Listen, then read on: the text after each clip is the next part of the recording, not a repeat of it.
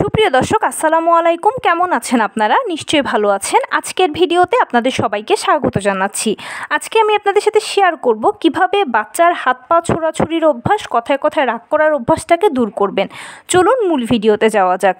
বাচ্চারা ছোট বয়স থেকে একটা আচরণ করে থাকে, সেটা হচ্ছে কথায় কথায় রাগ করা, মাটিতে শুয়ে পড়া বা যে কোনো জায়গায় শুয়ে পড়া, হাত পা ছোড়াছুড়ি করা। প্রথম দিকে এগুলোকে শিশুসুলভ আচরণ হিসেবে আমরা গ্রহণ করে নিলেও বড় হতে হতে দেখা যায় যে এই আচরণগুলোর মাধ্যমেই বাচ্চা অনেক বেশি এগ্রেসিভ হয়ে যায়, কোনো কথাই শুনতে চায় না। এছাড়া যে কোনো সিচুয়েশানে দেখা যায় যে অনেক এম্বারাইজিং পরিস্থিতির ভিতরেও পড়তে হয়। তো এই সমস্যাটা সমাধানের জন্য যেটা করতে হবে, ছোট বয়স থেকেই কিন্তু আপনার বাচ্চাকে অবশ্যই এই জিনিসটা দূর করার জন্য চেষ্টা করতে হবে। এটার জন্য কি করবেন? এটার জন্য করণীয় হিসেবে প্রথমেই থাকবে হচ্ছে, আপনার বাচ্চা যখনই এরকম রাগ করবে, জেদ করবে, তখন বাচ্চাকে আপনি মারবেন না। আমরা অনেক বাবা মা আছি যে, অনেক বাবা মা নয়, বেশিরভাগ বাবা মাই করি কি, এই ধরনের পরিস্থিতিতে পড়লে আমরা বাচ্চাকে মারি। বাচ্চাকে যখন আমরা মারি তখন বাচ্চা আমাদের থেকে একটা ভুল মেসেজ পায়। মেসেজটা হচ্ছে কি, যে আমি যখনই ভুল করব তখনই বাবা মা মারবে। তো বাবা মা যেহেতু আমার সাথে এই ধরনের আচরণ করছে, তার মানে এটাই হলো একটা অভ্যেস বা এভাবেই আচরণ হয়ে থাকে, যার ফলশ্রুতিতে বাচ্চাও তখন বাহিরে যখন যাবে অন্যান্য বাচ্চাদেরকে মারবে। তো এটার জন্য আমরা বাচ্চাকে কখনোই মারবো না। সেজন্য কি করবেন, বাচ্চাকে সবসময় আপনি বোঝাবেন যে এগুলো করবে না, এগুলো করা ভালো নয়, এগুলো করাটা অনেক বেশি খারাপ, এগুলো পচা কাজ। বাচ্চাকে এই সমস্যাগুলো সমাধানের জন্য অনেক বেশি সহায়তা করে হচ্ছে বাহিরের জগতের সাথে মিশতে দেওয়া।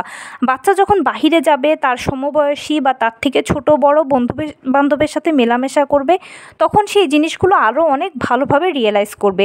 সে দেখবে যে সে কথায় কথায় রাগ করছে কিন্তু অন্য বাচ্চারা করছে না, সে কোথাও শুয়ে পড়ছে অন্য বাচ্চারা করছে না, মাটিতে শুয়ে পড়ছে বা অন্য কোথাও শুয়ে পড়ছে, হাত পা ছোড়াছুড়ি করছে, তার সমবয়সী বা তার থেকে ছোট বড় বাচ্চারা সেটা করছে না। অনেক বাচ্চা তাকে দেখে বলছে যে তুমি এরকমটা করো না। তো এই বোধটা তার ভেতরে তৈরি হবে যে অন্যরা করছে না, আমিও করব না। এই জায়গাটাকে আপনিও কাজে লাগাতে পারবেন। যখন আপনার বাচ্চা দেখবেন যে এরকম রাগ করছে, জেদ করছে, তখন আপনি বলতে পারবেন যে অমুক তো এরকম করছে না, তুমি ওর মতো লক্ষ্মী হও, তুমি ওর থেকে বেশি ভালো হও। এভাবে করে যখন বাচ্চাকে বোঝাবেন, আদর যত্ন দিয়ে শেখাবেন, তখন দেখবেন যে অনায়াসে বাচ্চার থেকে আপনি ভালো কিছু আদায় করে নিতে পারবেন, আর এই অভ্যেসটা সে সহজে ত্যাগ করছে। কিন্তু যদি মারেন তাহলে হবে কি, হিতে বিপরীত।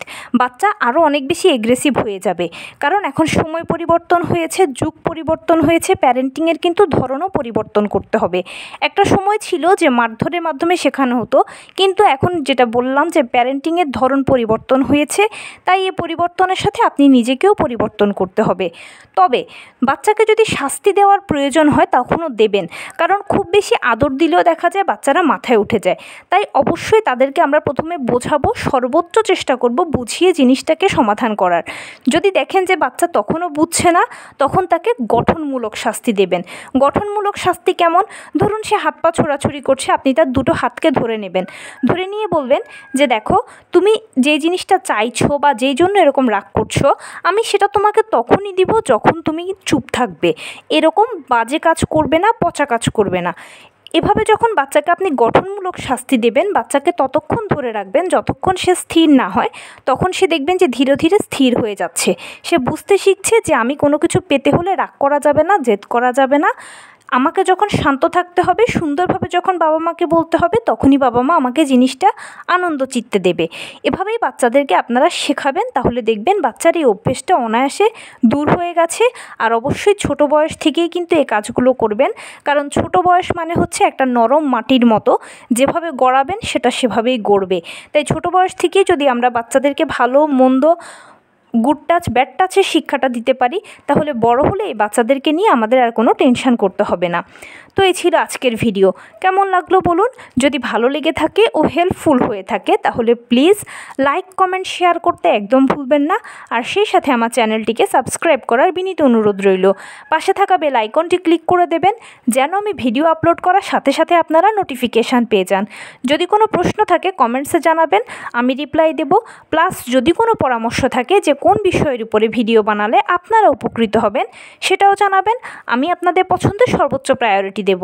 ভালো থাকবেন, সুস্থ থাকবেন। আসসালামু আলাইকুম।